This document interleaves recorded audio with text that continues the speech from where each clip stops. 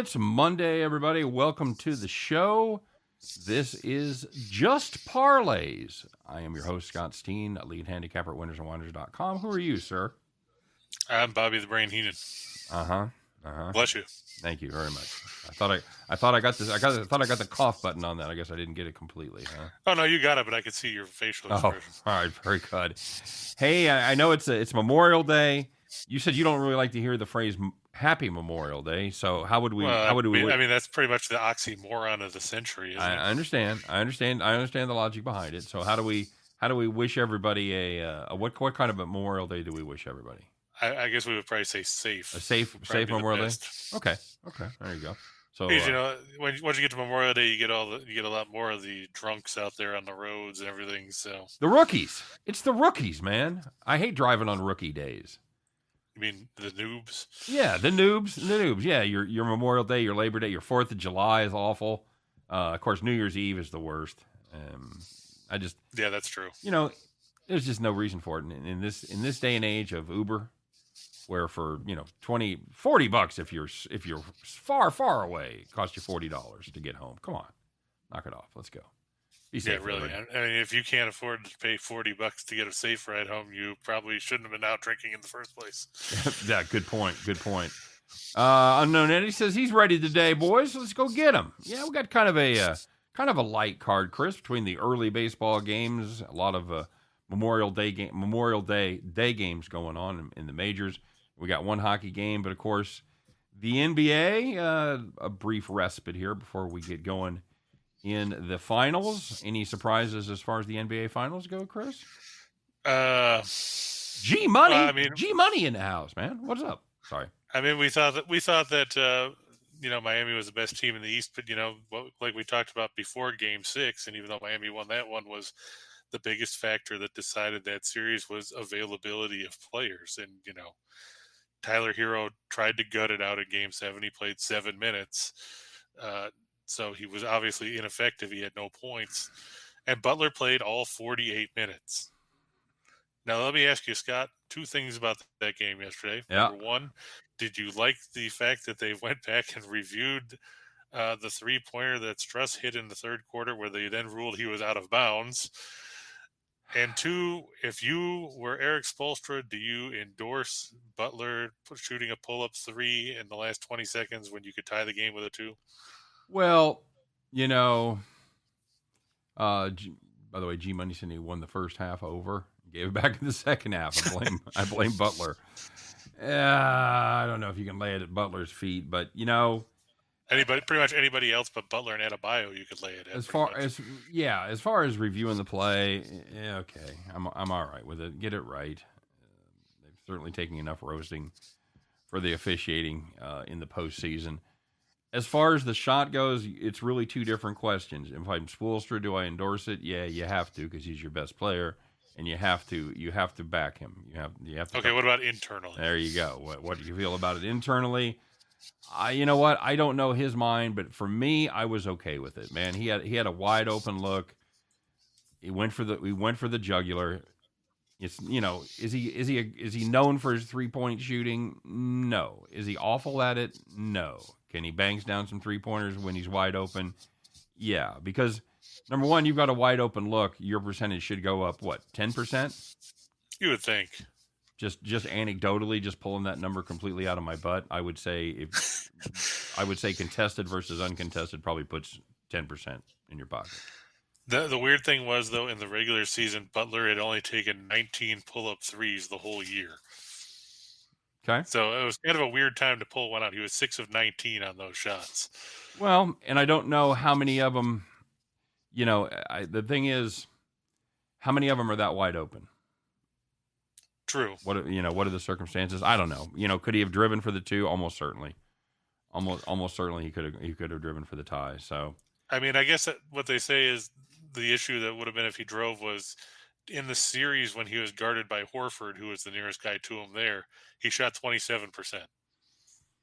Okay. Well, okay. Yeah, but a lot of those shots are when Horford already has his defensive position set. Right. I'm just saying, I wonder if that got into his head. Maybe he thought, maybe. if I'm driving on Horford, am I going to get a decent shot off with the size differential? If you've got a guy backpedaling like that, and you've got the advantage, and there's nobody else to help, I think you could certainly say that that's a very high percentage shot.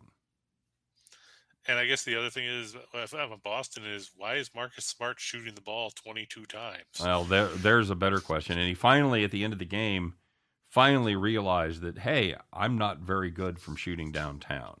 So he had 3 of 10 in the game. He passed up a couple of opportunities for shots beyond the arc late and drove the ball. So with mixed results there.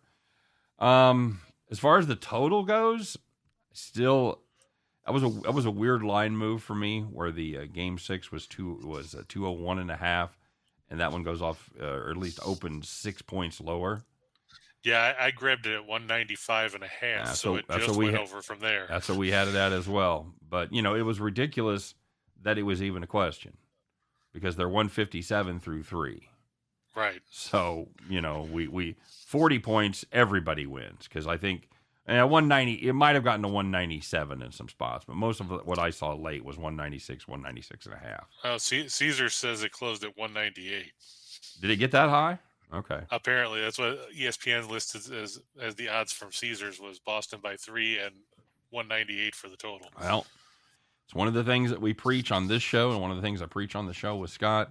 It is shop your lines, and every half point counts. A lot of times, most times, vast majority of times, doesn't matter. But it matters just enough to sometimes make a difference between profitability and being in the red. So there you go. Hey, it's great to be here, guys. I hope everybody is having a great Memorial Day. We appreciate everybody that's taking a few minutes to stop by and chat with us. Of course, don't forget to smash that like button. We certainly appreciate the effort. And, of course, get subscribed to both of our YouTube channels, both the Winners and Whiners YouTube channel and the Max Wagers Network YouTube channel as well. A lot of great content over there on Max Wagers Network every single day, Monday through Friday, noon. It's Midday Money with Sean Higgs. 1 o'clock brings you Morning Wood with Allie Burns. 2 o'clock finds you right here with Chris and I talking about dim parlays. 3 p.m., Scott and I will do our best to help you head back to the window as a successful gambler. In Studio B. As I run over there to Studio B. At 4 p.m., it is Sean Miller giving his take on soccer from around the globe, and, of course, bringing it all home at 5 p.m., as they always do with Game Time Decision. It is the Earl brothers, Tim and Nick, along with their pal Detroit Lenny, keeping everybody on the straight and narrow, doing their thing at 5 o'clock. So make sure you check out all the great offerings on the Max Wagers Network. If you're looking for more premium plays, you're looking for our very best plays, Chris and I both have those in the show description. You can click on the link, get a daily pass, get a weekly pass, monthly pass, firstborn. We'll give you any length of time that you want. So, unknown, and he said he shot just enough to mess up my parlay tickets. Yeah, that's probably pretty. I had it pegged where he would go over in assists, and Smart only ended up with 5. The number was 5.5, probably because he shot the ball 22 friggin' times. Of course, by the same token, Butler I had going over 4.5, and he had 1? Yeah. Yep. Not ideal, my friend. And we're closing out the month here. Chris, I don't know if we're doing a new promo for the next month or not. We haven't got the word yet, but there's a good chance that we are. So, if you haven't done it yet, maybe today's the day. Maybe you got that hockey game lined up. Maybe there's a baseball game you're all over. Whatever it is, you want a chance to up your game a little bit. Caesars gives it to you as they offer you a first bet insurance up to $1,100. All you got to do, open up an account in Caesars. Of course, Caesars must be in your state, derp, and fund it. Your first deposit, and then make your first bet, whatever that bet is. It is guaranteed up to $1,100 from the fine folks at Caesars. If you win, you win. Congratulations. That's what you're supposed to do. And if you lose, Caesar says, whoops, yep, no worries. We'll make it good up to $1,100. Make sure that you are 21 to play unless you happen to reside in New Hampshire and Wyoming, or Wyoming. I guess and would be difficult to reside in both of those states, where you have to be, how old, Chris? 8. 8. That is correct. No, it is actually 18. So there you go. There's an 8 in there. How'd your weekend go, bud? I had a couple of 4-teamers that panned out, so I mean it wasn't all bad. I think one was, like I said to you Friday night, it's bad when it's an off night when you have a 4-teamer cash 11-1. Heartbreaker. Yeah. Yesterday was 16-1. I think Saturday was 14-1. So okay, so that's your bad weekend. Well, I mean, when you look at what we did on I understand Thursday, then it looks like it's yes. Everything that's not 1,000-1, everybody's like, "What are you doing? You're just out there fucking around. What are you just? Yeah, what is this crap? You're not even trying anymore." So, oh, very good, my friend. Well, we talked about a kind of a short slate. Did you do anything for Memorial Day? Did you cook out? I know you're a big griller. You know, I'm a big fan of yours because you know the difference between grilling and barbecuing. So right away, you and I have something in common. I think I've been working with Reichel for 3 years on that. I'm not sure he still understands the difference yet. But anyway, what'd you do? You made I grilled some burgers and some hot dogs and some bratwurst. I got some ribeyes to go on later today. Excellent. Can't go wrong with a good ribeye. You know, I'd like to get some of the tomahawks, but they're a little harder to find. Yeah, and they're I understand because again, I don't eat a lot of beef and I don't eat a lot of steak, but I understand prices are pretty high right now for those high end cuts of meat. You're not kidding.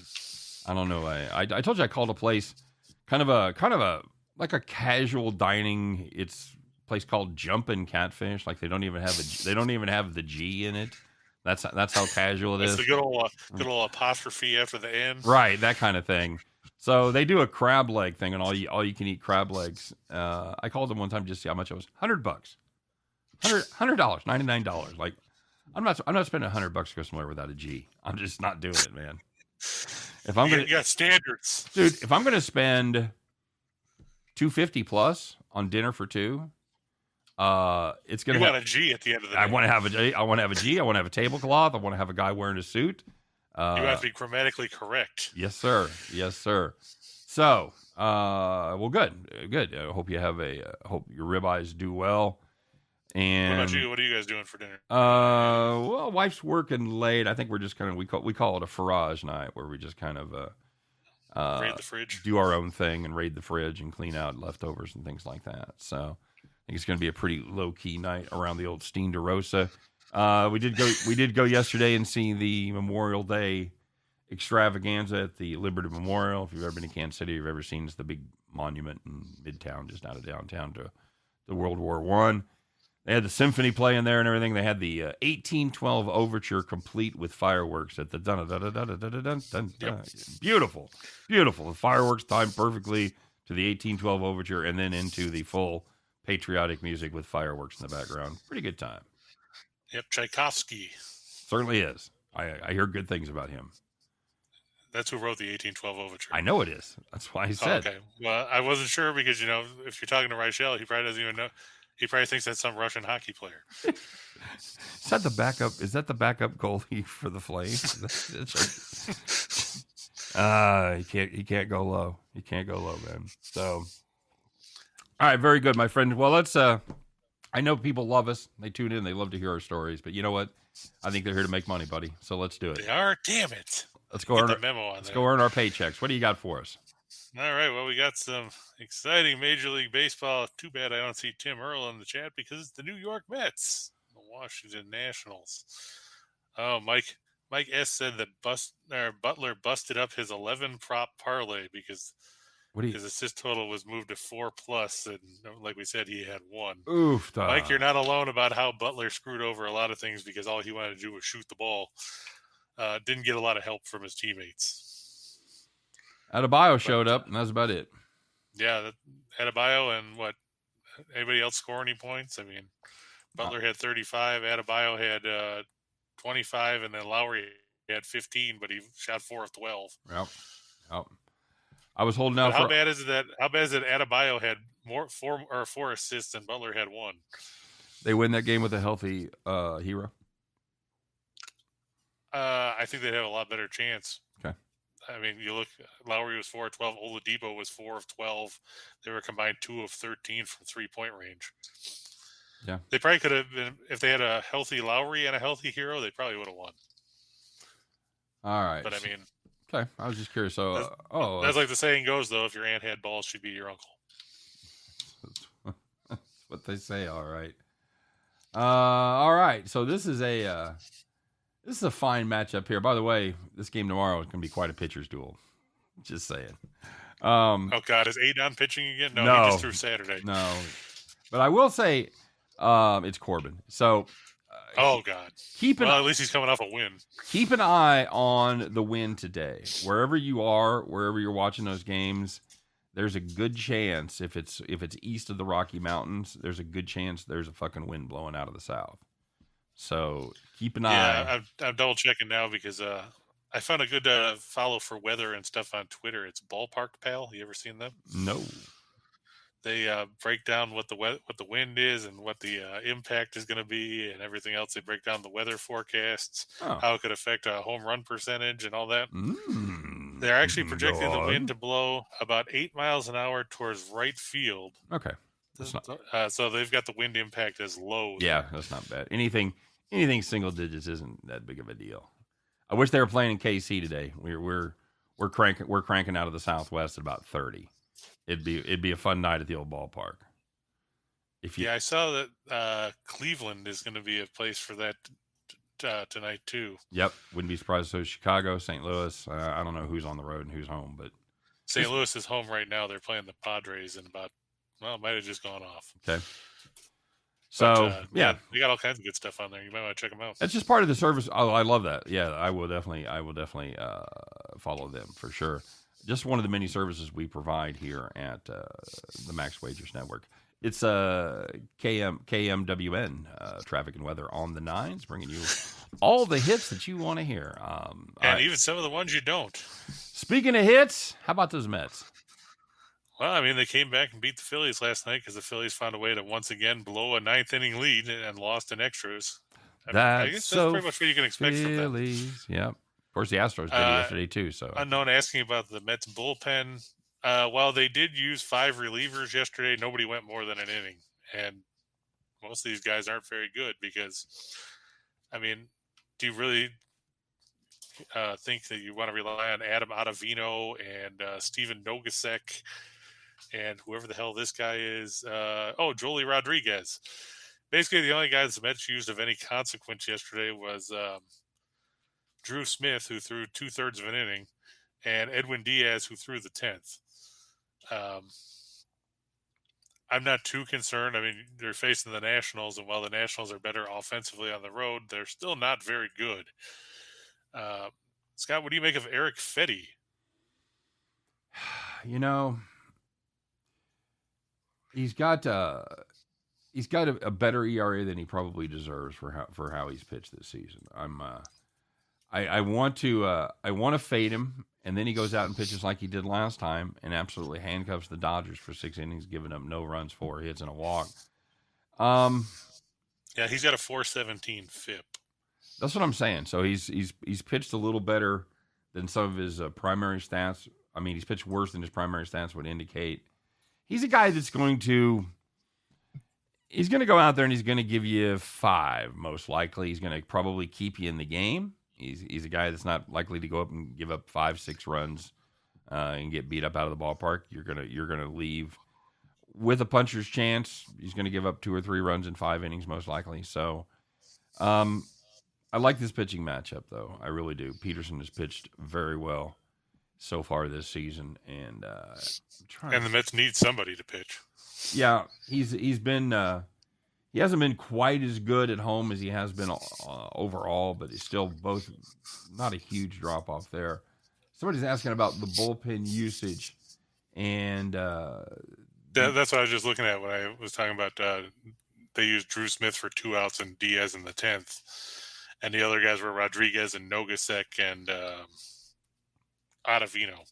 Yeah, nobody's thrown more than 34 pitches in the last 5 days. How about that?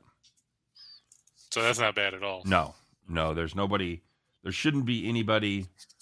Rodriguez may not be available after throwing 17 yesterday, but everybody else should be available. I would think out of the bullpen should be fairly well rested. Yeah, and you're looking at the Nationals bullpen. You know, Finnegan threw 23 yesterday, Machado threw 19, Tanner Rainey threw 18. And then on Saturday, since it was the doubleheader, you had Ramirez threw 38, Morano threw 36, Steve Cishek threw 27, Finnegan threw 17 then.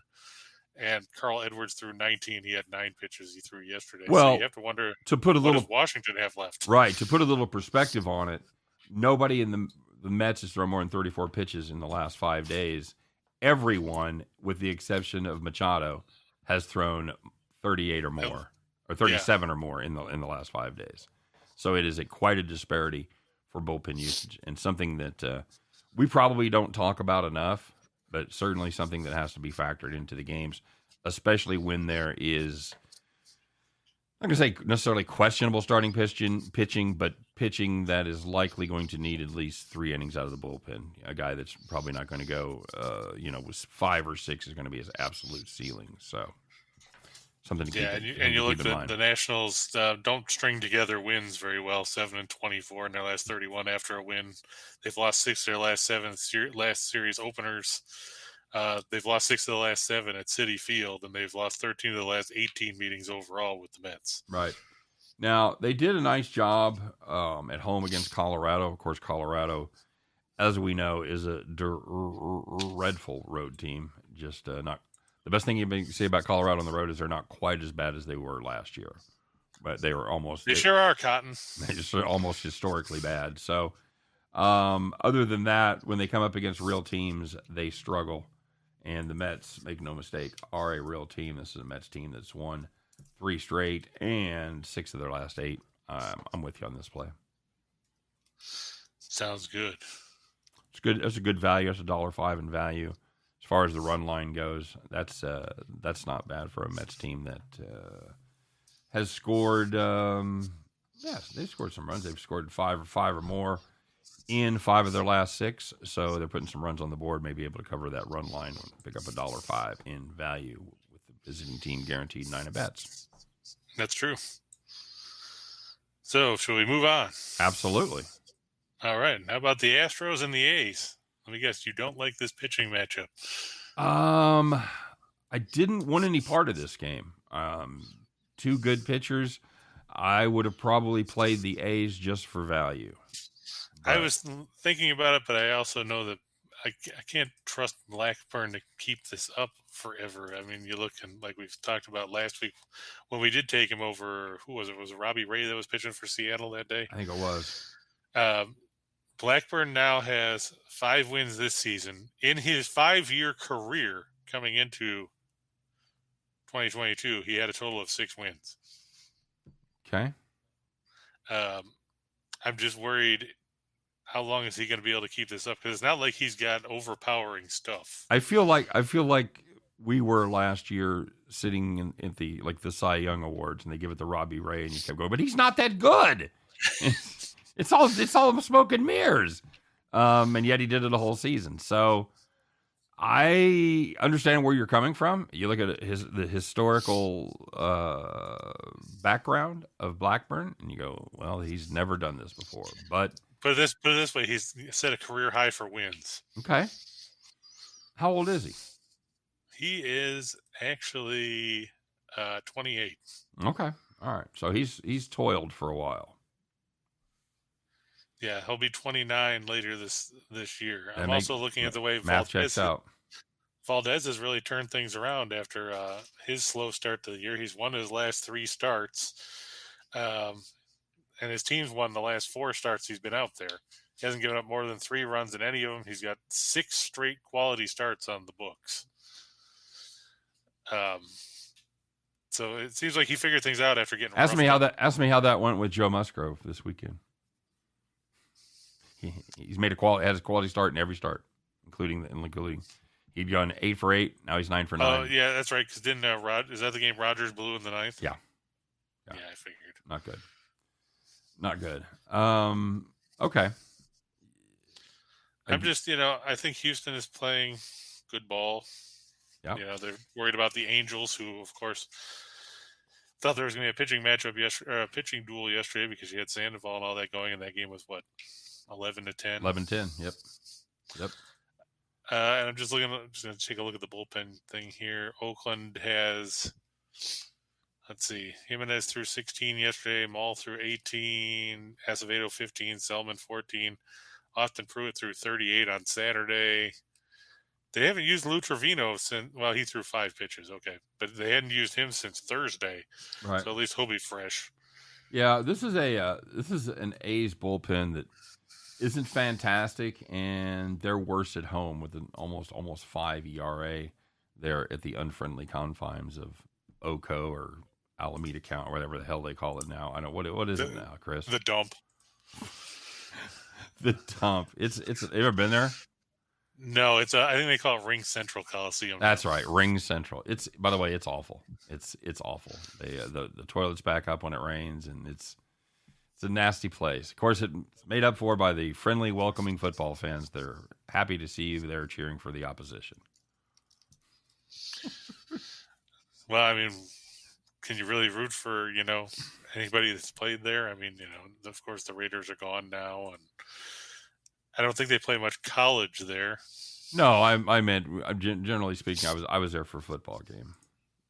Well, I can imagine they probably wouldn't have welcomed you with open arms. No, they do not. There's no friendly rivalry. There's no camaraderie. Best team win. None of that bullshit. You keep your head on a swivel, and you're prepared to fucking throw down. Yeah, I can imagine. Good time. Probably like when Miami fans come to Buffalo and get pegged with snowballs. You guys do that? That's not cool.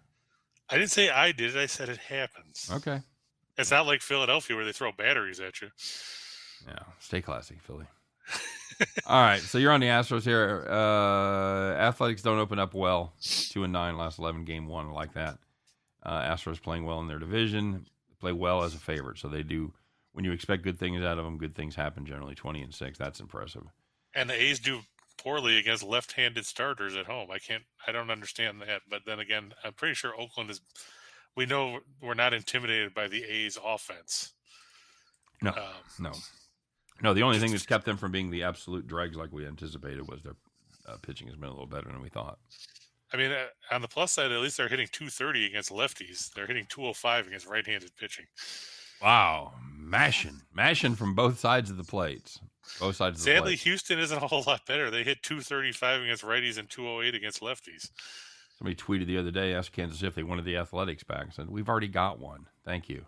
We don't need another one. Yeah, okay. I still think for the value, I play the other way here. But then again, I didn't hit a 10-teamer, so that should be the tiebreaker. Anytime you and I have a question, oh yeah, how many 10-teamers did you hit last week? Oh, I didn't hit any. Oh, well, fuck off then. So play the Astros. And this game starts at, I think it's 4:05 or 4:07. Those weirdo times. Mm-hmm.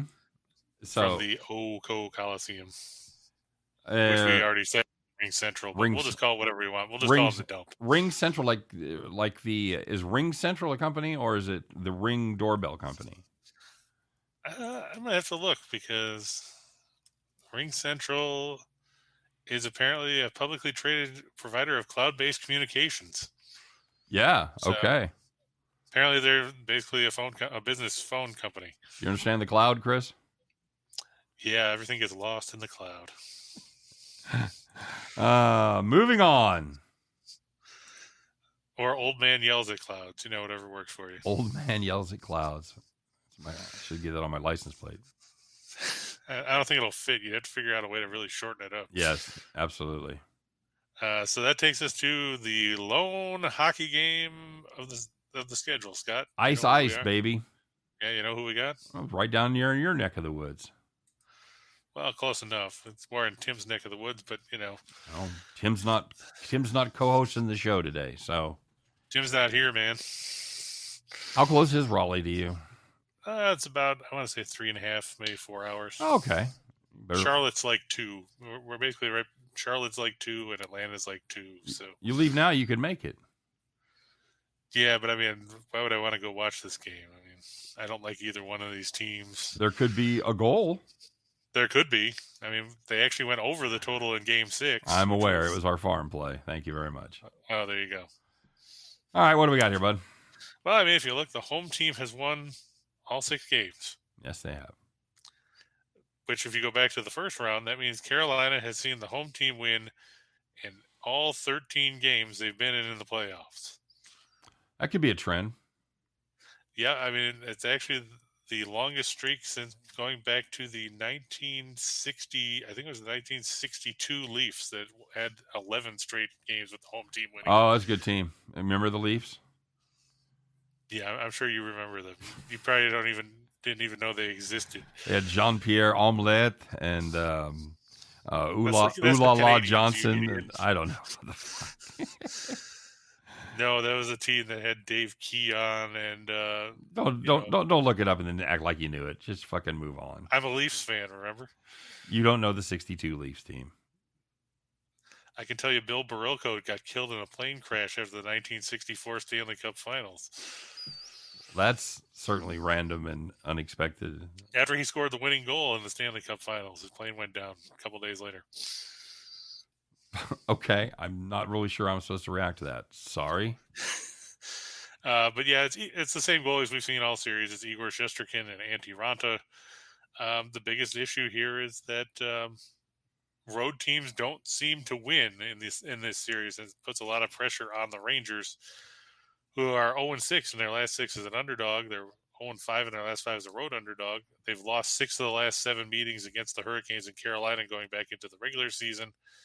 And they've lost 6 of their last 7 road games, period. Their lone win was that win in Game 6 against the Penguins in the first round that extended that series to 7 games. I got to tell you, Scott, I think, when you've seen the home team win repeatedly, it's kind of hard to go against the home team in this series. I totally agree. I would be super impressed if you're like, you know what? I'm going to take the Rangers. You laid out your case for it. Rangers won. I think that would be super impressive, but I don't see it. I don't know how you go. I don't know how you go right into the teeth of 13-0. Yeah, it's difficult. You just can't do it. And I do think at the end of the day, it's going to come down to really the goaltending in this one. And who do you think is the better goaltender here?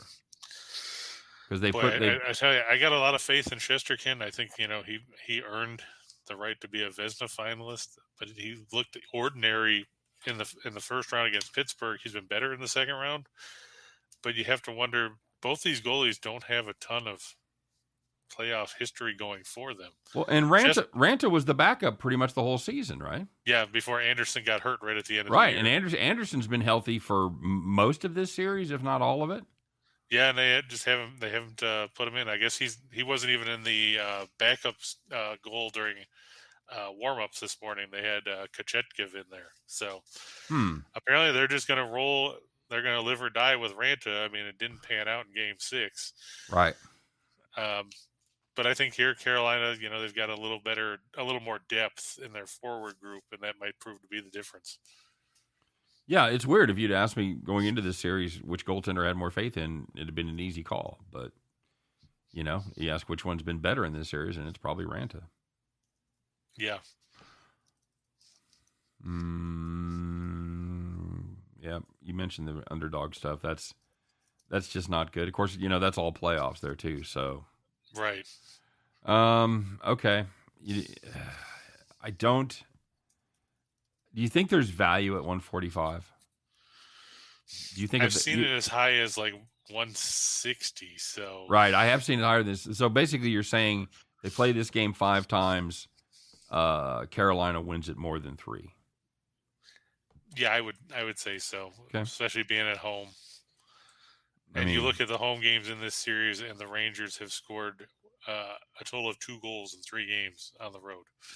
So compared to 12 at home. Why is there that dramatic home field advantage or home ice advantage? I mean, obviously the crowd is there. That helps, certainly. But is it more the way the calls go? How do you attribute that? Well, some of it, too, is the fact that, when you're on home ice, you get the last line change. So if you're the visiting team and you roll out your number 1 scoring line, I'm going to bring out the guys that are going to grind those guys into the dirt. Right. So you get more favorable matchups. If they roll out their 3rd or 4th line guys, you put your top line guys out there. So it gives you the opportunity to get an advantage basically off every stoppage. And sometimes, you can steal goals that way. Right. Right, and that's probably an underrated part of hockey that you don't hear that much about, generally speaking. True. I mean, and you're looking here too. If you look at the series, Carolina has outshot the Rangers in 5 of the 6 games. The only game they were outshot was Game 1. They were outshot 28-26. So you're putting a lot of pressure on Shesterkin to keep you in the game, because the last 2 games, shots on goal were 34-17 and 39-25. You're looking at some ugly numbers. Right. It definitely sounds like the Rangers defense is kind of heading the wrong direction. And it brings up the ever famous quote from Rocky 3 when Rocky is trying to fight Clubber Lang in the rematch. And he says, "Tomorrow, there is no tomorrow. There is no tomorrow. There is for one of these teams." That's right. There is no tomorrow. Well, that's I mean, yeah, actually, there's going to be a tomorrow for both these teams, but not for this season, unless they get in the plane with the guy from the '64 Leafs. It may not be tomorrow, but yeah, it's going to. One of them's going to be involving being on a beach, and the other one's going to involve getting ready for the next round of the playoffs. So, Hurricanes here -145. Do you want to get involved with the puck line in a low scoring series like that? Well, I mean, there's value there. I mean, if you look in this series, even though it's been low scoring, the only game that was decided by 1 goal was Game 1, which was the overtime game. Everything else, Carolina won 2-0. The Rangers won 3-1 and 4-1 at home. Then Carolina won 3-1 at home, and then the Rangers won 5-2 on Saturday. Okay. So, I mean, I think there's value there, because it seems like if you win, you're going to win by multiple goals. It's just the way it's been. It was the same way in the first round for Carolina with the Bruins, where every game before Game 7 was decided by multiple goals, and Game 7 was only a 1-goal game because the Bruins scored with 20 seconds left. Right. Okay. All right. Very good. What else you got? Well, now we get to the fun part of the show. That's right. We got a whole lot to talk about. We got new NBA, so let's make some money, buddy. All right, and we may get you guys back to your barbecue early tonight. Hey, why not? Now, see, I put those in there like we talked about. I forgot to change the font, but that's okay. What'd you put in? Okay. Down at the bottom. Oh, okay. I didn't read down far enough. Okay, very good. All right. Yeah, I mean, I don't like the returns on the money lines, but that's just mainly because the Dodgers one is so ridiculously high. But it lets everybody know. It gives everybody an idea of the difference in the payouts. So, and and if you want to cross them up, you can do that. Chris doesn't have unlimited time, so it's not like you're going to map out every possibility of your 4-team superfecta box. But yeah, it would be kind of tough to try and yeah, because how do I know if you want to take the Red Sox on the run line and the Mets on the money line, or vice versa, or whatever else? Right, and it just gives you an idea of what the difference in payouts is to play the money line versus the run line. Okay, very cool. So the first one there, you got the Red Sox. We didn't talk about them, but it's Rich Hill going against Tyler Wells again. Okay. We talked about Tyler Wells a little bit last week. Well, we were contractually obligated to do so, but I forget who he pitched against, but it was somebody from the Yankees. What was that game? Was it the new kid? The new kid from the Yankees? Oh yeah, that's right. He pitched against Sears. Yeah, and he's all right. He wasn't bad. He gave 2 runs on 5 hits, no walks, 2 strikeouts in 5 innings. You think Rich Hill's found a little something, bud? I think Rich Hill's older than dirt. I mean, I remember when he was a rookie pitcher for the Cubs. You're not. He's had just one quality start this season, and it's mainly because he doesn't go long enough. He's only. Yeah, he tends to go maybe 5 innings. Yeah, I mean, he's made it through. He's made it out of the 5th one time. Yep, I see that. That was in that game against Texas. Mm-hmm. So, but I think if he goes 5 against Baltimore, I mean, let's take a look at what these bullpens look like, because there's been a lot of high scoring games in that series. Let's see. Yesterday, Boston only had to use Philip Valdez and Tanner Houck, who threw 14 pitches. Meanwhile, if you go to Baltimore, they used Cody Sedlock threw 71 pitches yesterday. Yeah, Dipplin threw 73, and Keegan Aiken threw Keegan Aiken threw 46. You using Aiken out of the bullpen? That's in the last 3 days. Yeah, he threw 46 on Saturday. I know they're using him out of the bullpen now. Yeah, I think he piggybacked off somebody else. Oh, okay. Okay, so Diplin and Sedlock are done. That's not even. Aiken's probably got to be limited, I would think. Yeah, if they're gonna use him in a relief role, I would think he would not have more than 2 innings in him. Everybody else, so they're probably down to like Dylan Tate and a bunch of guys you don't want to talk about. You got Jorge Lopez. That's where he ended up. Very nice. All right, Jorge Lopez. What? I said Jorge Lopez. Dude. Really? You can do that? It's Jorge Lopez. Okay. He used to pitch for the Royals, right? Yes, he did. So speaking of pitch for the Royals, so did Jake Diekman, and he went 43 yesterday, and he's their primary lefty out of the bullpen. Oh, they have Matt Strahm there too. Speaking of shitty lefties from the Royals, very good. So everybody else, I would think, should be available out of that Red Sox pen, other than Diekman. Diekman's burnt; he's done. But everybody else, I didn't realize they threw him that much. Well, no, that's 43 in the last 3 days. He threw Friday. Oh, I'm sorry, my bad. Yeah, 21, 22. So 43. Okay, so he's probably okay then. He's probably all right. Boy, where's Brandon Workman when you need him? You know. Good name. All right, very good. Oh, the Dodgers are playing the Pirates. It's the Dodgers. Got so caught up with putting all the lines in there so people would see the difference in the money lines. It's the Dodgers in midseason. Left the Pirates off. The Dodgers in midseason, man. It's you're going to start to see those 300s in there. Yeah, it's Walker Buehler against Zach Thompson.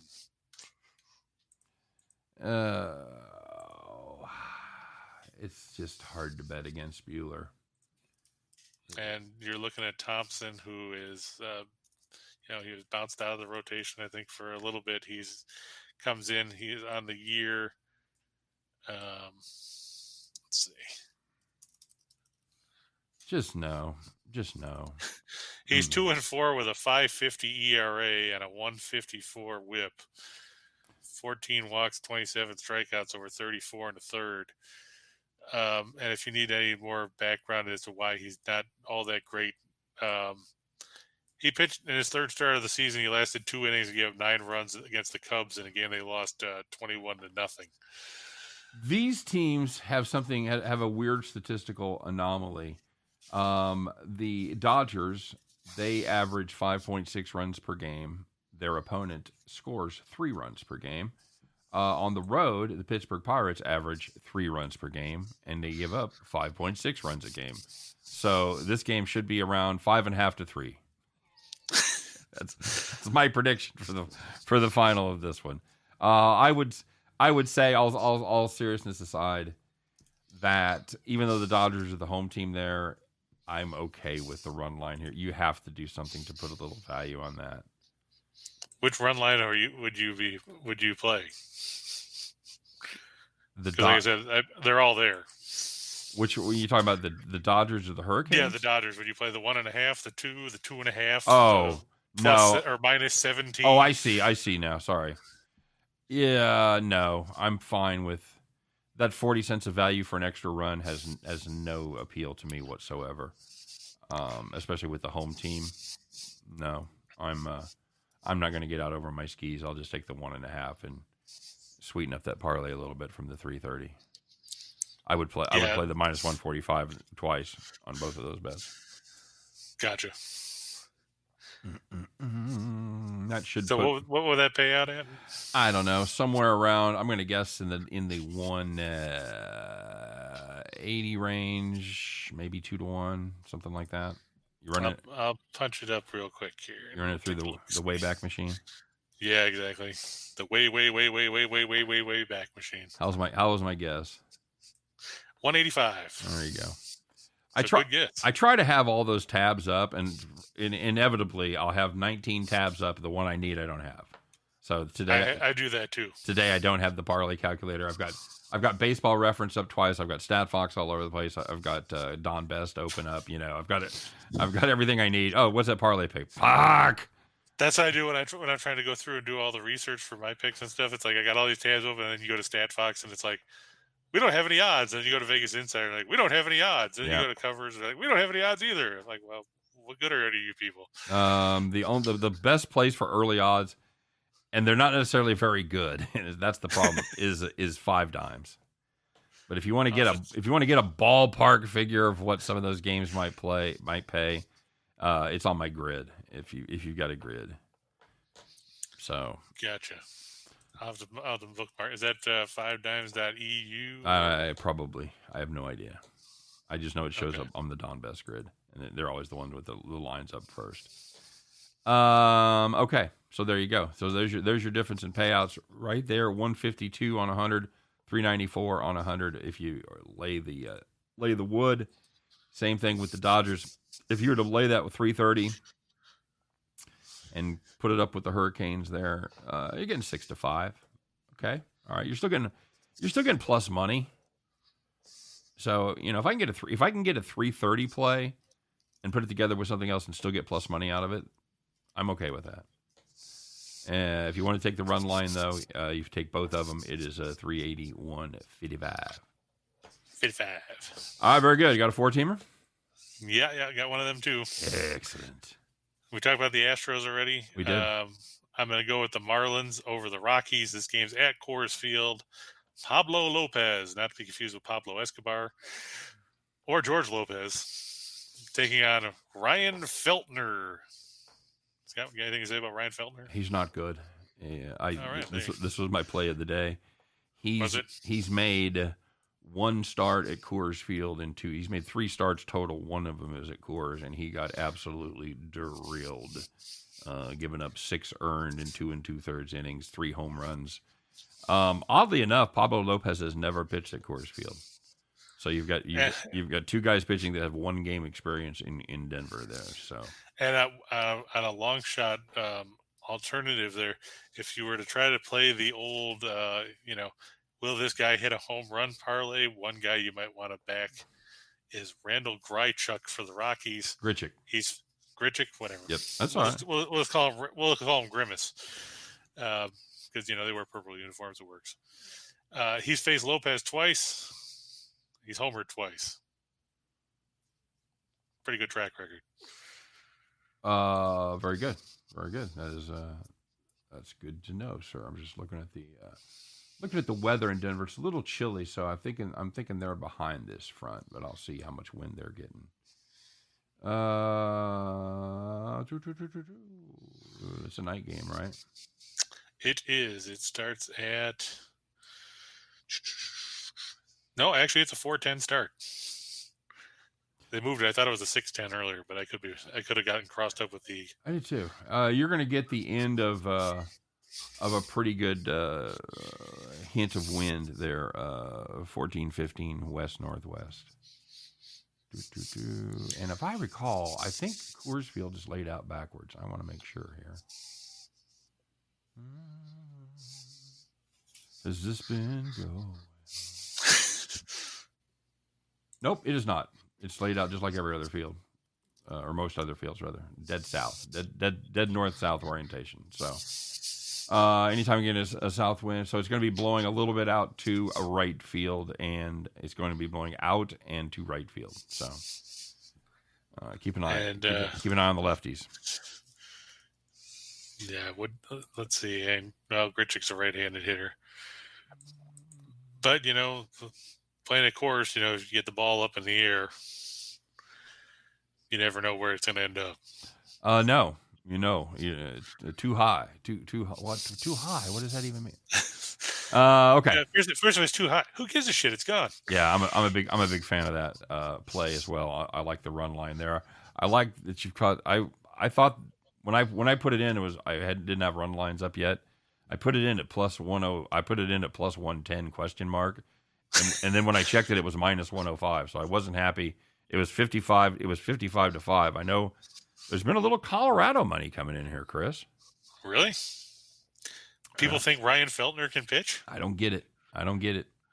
We'll see. We'll see about that. We'll see about the Felt. I can't figure that out. Rays over the Rangers. Yeah. Drew Rasmussen and Glenn Otto. Yeah. Fan of that. Otto hasn't been bad, but no. Texas still. Hey, little dudes. Kudos to Marcus Semien. He finally hit his first homer of the year. over the weekend. He was due, buddy. So, yeah, and I think he was the first player in Major League history to hit 40-plus homers in a season and then go 40-plus games without have a stretch of 40-plus games without one. Fair enough. The next year in Major League history. You fading my Royals here, buddy? Yeah. Did you see who's pitching? It's our old pal Heasley. Yeah, so he could walk a bunch of guys, and Jose Ramirez could homer. He does like to walk guys. He's got 13 walks and 13 and a third. That is not ideal. That is not ideal at all. I don't love Plesac. He got absolutely torched his last time out. You want to play an over here, buddy? Yeah, I was looking at that because the wind is projected to blow 14 miles an hour out towards right center, which, according to Ballpark Pal, could increase homers by 15%. Plesac has had 2 games where he has not given up at least 1 home run. So, right, 2.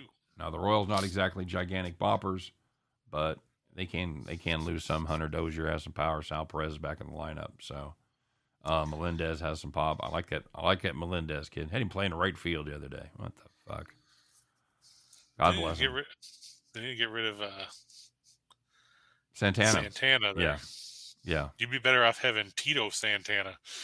I don't know why you don't get rid of Santana and teach Melendez to play first base, or teach Sal Perez to play first base. I haven't seen much of his arm yet, but as far as just what I've seen so far, Melendez, very good catcher. Great at framing pitches. And just real quick, Scott, apparently former TCU cornerback and former first-round pick of the Minnesota Vikings, Jeff Gladney, was killed last night in a car accident. He was 25. Fuck. Man, that sucks. All right, bud. Okay. I just saw that one on Twitter from Adam Schefter. Brutal. I hope, I just, so much, I don't want to speak about this one, but so many of these are self-inflicted, just too much speed, too much car, man. Right. Some of those cars that those guys are able to afford, they are not safe with an average driver behind the wheel. So. And Steven wants to know why sports betting in certain states is so hard. Talk to your state legislatures. That's it. Whatever rules are there were written as laws by your state legislators. So if you don't like the rules, if you don't like the fact that your state can't bet, you have to talk to your state legislators. That's the only people you can talk to. That's it. I wish I could fix it. If I could fix it, I'd fix my own state. But I can't. I can't even fix my own state. So, all right, buddy. We got to rock and roll. What do we got? All right. Now we got the gargantuan menu. Take note, I had to mix in a bunch of props in here because with so few games to talk about, you got to throw some other crap in there. I get that. I'm going to take the Diamondbacks over the Braves. I know everybody's high on Spencer Strider for the Braves, but I'd like to see the kid actually, show me. Yeah, exactly. Show me the money. He's going against Zach Gallen. We know Gallen struggled a little bit last time out, but I backed him, so it's totally understandable. Well, there you go. So now we're screwed. Right. I don't have him today, so. Oh, okay. You're all right. Well, we got the Giants over the Phillies. It's going to be Logan Webb against Kyle Gibson. Probably look towards the over there too because the wind is blowing out at Citizens Bank Park. Always an entertaining time there with the way things tend to go in Philadelphia. They project the winds 8 miles an hour towards right center, creating a run effect of plus 14.2%, and home runs could increase by 35% over a normal day. That's impressive. I know. So watch out for that.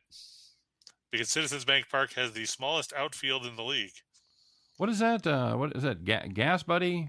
Parlay Pal? What the hell is it called? Ballpark Pal. Ballpark Pal. All right. Trey Turner over a hit and a half. Yeah, he's got a 22-game hit streak coming into today. Very nice, and you have to take into account who they're playing and the fact he's. Well, I mean, when you're turning the lineup, you're maybe going to grind out an extra at bat there. Maybe you'll get that fifth or sixth at bat, and where you normally wouldn't. True. You know, so it does give you more opportunities. Pablo Lopez, especially when he's near the top of the order. Pablo Lopez over 5.5 strikeouts against the Rockies. That's plus money. That's a nice play there. I don't hate that. Yeah, I had Bundy because I didn't realize that game started at 110. I thought it was 210. Okay. So let's just see what he did. It's 9 for the show. Yeah, he's at 3 right now. Okay. So I guess he's not terrible. But Canes in regulation. Yep. None of the one of these went to overtime or none. Game one. Game one went to overtime. Right. Okay. Under 5.5. Yep, I'm going back to the under. I just don't think that we're going to see an offensive bonanza again. Agreed. Chesterkin over 31.5 saves because he's going to have to do stuff to keep them in it. Fan of that play for sure. Yeah, then Trocheck and Svechnikov both to go over 2.5 shots. Trocheck's a good third line guy, but he's put some pucks in the net during the playoffs. Svechnikov is the one of Carolina's top scorers. He's going to need to shoot the puck too. Now, since one of these games has already started, these numbers aren't quite accurate because it would be. Yeah, they'll be better though because now it's not minus 160. So for Bundy. Yeah, true. That was the. Well, they're not going to be better for 9-teamer, but they won't be. It won't take quite as big a hit. So, but still, it gives you the idea on a $100 bet what those would pay. 101 grr. Yeah, that's with the money lines for the Diamondbacks and the Giants. Yep, there you go. Compared to the run lines. It's at your hands. It's at your fingertips. You got it right there. This is going to, if you had another one of these, it's going to sting even more because everybody got to see the potential payout and then didn't play it. So now you're like, oh, I had no idea. Before it was like, I had no idea it would pay that much. But now we're showing you that for your $100 bet, you could change your life, at least change the next couple of years. And for that, you can blame Scott Steehn. That's Steehn. I just thought it'd be nice to see, bud. It wasn't his address. His address is on the internet. Yeah, because Bronco Devil sent him a hat. So yeah, send me a hat. So if you want to put together a group to rally with pitchforks, so you think people are going to be mad at me? Because I suggested showing the potential payouts, so then when they don't play them, they saw the payouts, they're going to be mad at me. What kind of convoluted fucking logic is that? Because it was your idea to put that up there. Otherwise, they could have just pled ignorance. Well, they'd have found out the next day when we bragged about it all over social media. But yeah, but then they didn't see it before that. So fair enough. All right, yeah, come at it. I'm cool. Good luck getting past the gates. That's all I'm saying. Chris, any final thoughts? No, I mean it's tough with having all these early games, like you said. It throws off a lot of the schedule. So take advantage of the games that haven't started yet. Of course, you'll see the second game of the exciting Cubs Brewers doubleheader with the opener going with two guys you've never heard of on the mound. The nightcap will have Ashby and Smiley. Wind blowing out at Wrigley, so could see a lot of runs there. Enjoy. Last time I faded that 11.5 with the wind blowing out. They just fucking laughed. Was the Diamondbacks hitting 35 home runs? Fucking laughed at me. I think it was 14 after 6 or whatever. So yeah, it didn't pan out. So, all right, guys, that's it for the show. We appreciate everybody stopping by. As always, please continue to have the rest of your Memorial Day weekend. Hope it's good. Hope it's safe. Hope you eat some good chow, spend some family time, all that stuff that everybody enjoys doing. So. Have a great day. We'll be back at it tomorrow. Stay tuned for Scott and I coming up at 3 p.m. Eastern Time in just a couple of minutes. And tomorrow, Chris and I will be back to do our thing as we talk about everything under the sun. But really, we try to get to just parlays. All right. We'll see you then, guys. Take care.